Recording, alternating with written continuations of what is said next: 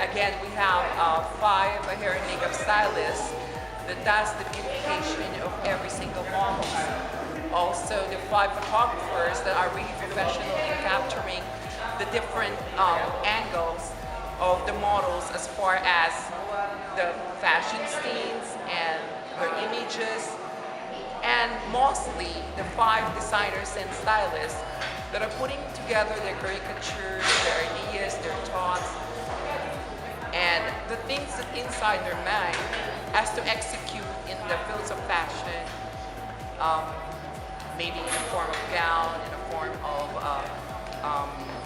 swimwear extraction, maybe in different tastes. And however they execute it, it should always be based from the challenge that we are giving to them. And it's not really an easy type of competition because one is competing towards the other. Let's hear the insights and the thoughts of the different fashion crews. Later. Shine bright like a diamond. Shine bright like a diamond. Shine bright like a diamond. Beautiful like diamonds in the sky. Shine bright like a diamond. Nagpapasalamat ako kay Mama Joy Perales dahil kung hindi dahil sa kanya, hindi lalabas ang magandang talento na to na nanggaling sa puso ko. Yun lang. Hi everyone, I'm Rick Skyler, fashion photographer of Anna Fashion Style. Well, for me, this whole competition is a great experience for me because it enhanced not only my skills but my being a professionalism wise. So I'm very glad that I was chosen again, once again, to be part of Avalon. Last year was a blast, and for this year, it's something new, and one thing that I never will forget is to work with different people, different stylists, different models, different hair and makeup artists. The challenges that our madam given to us was awesome. I cannot forget it, and it improves not being as a photographer, but as an individual as well. And of course, I would like to thank Mama Joy for once again having me on Avalon again. And I could never forget this opportunity given to me. Without Avalon, there is no Rick Skyler. Joy, thank you so much working with you, local and international. Right now, nasa top... ulit. Right now, nasa top competition na naman. I would like to thank also my teammate, the photographer, Limuel, my brother, my makeup artist, Rommel Luis, and the models, of course, in Nicole, Mark, Alex, Christine, Karil, Olive.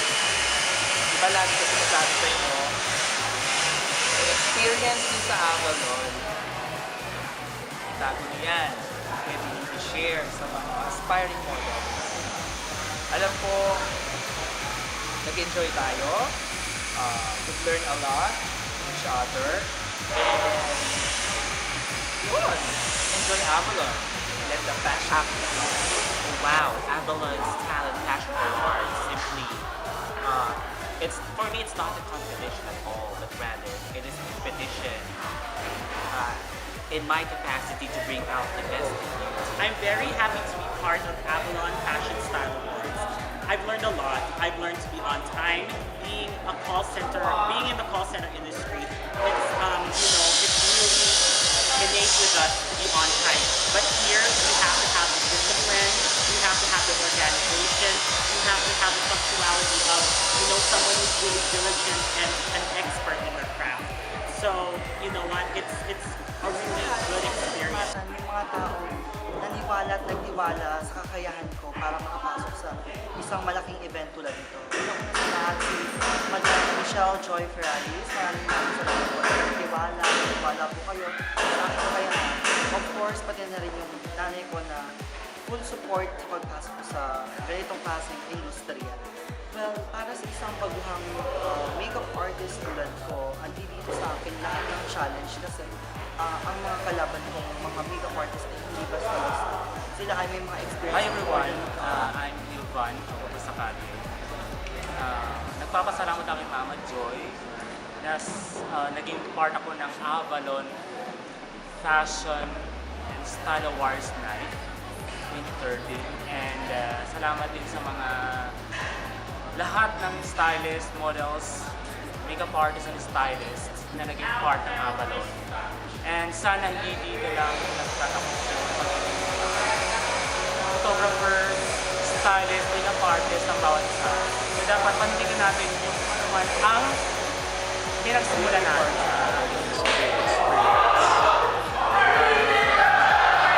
Sumali ako dito, being model. Kaya lang hindi kaya ng oras ko, na pera ko, ng katawan ko, hindi nagkakasya yung mga damit. So, hindi. I would like to thank Ma'am Joy for giving me this opportunity kasi mas nagkaroon ng training pagiging photographer.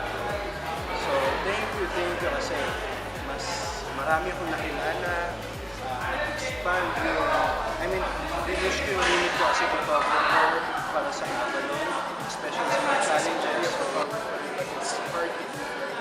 That's one thing I have learned joining this fashion style. I would like to thank Mama Joy and fellow people for letting me experience this kind of event and master my craft. I hope in the future I can serve Avalon even more better and embody my skills and what I have learned in this experience. Thank you.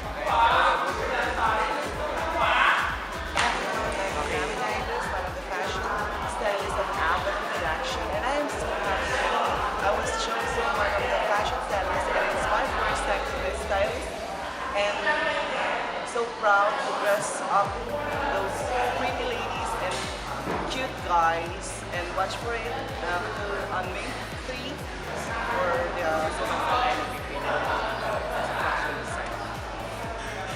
Sa bago pa lang dito sa industriya nito, ilang taon pa lang, nakasin ako ng experience.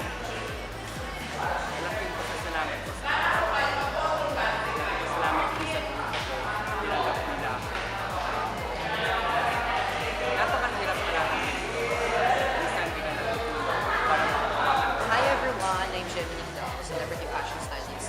Of course, syempre napakasarap pa rin maka-work ng mga kapwa mo Kapampangan kasi halos sa mga Kapampangan yung very talented, especially sa damit, sa cook, sa makeup.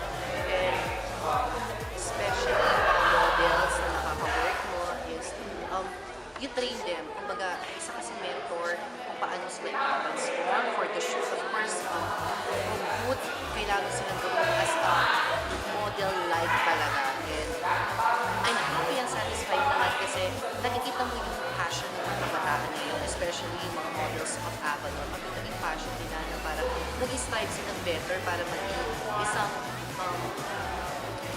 modelo na masasabi. And I'm happy dahil Avalon Fashion Style Awards ay dinala ni Joy Ferraris para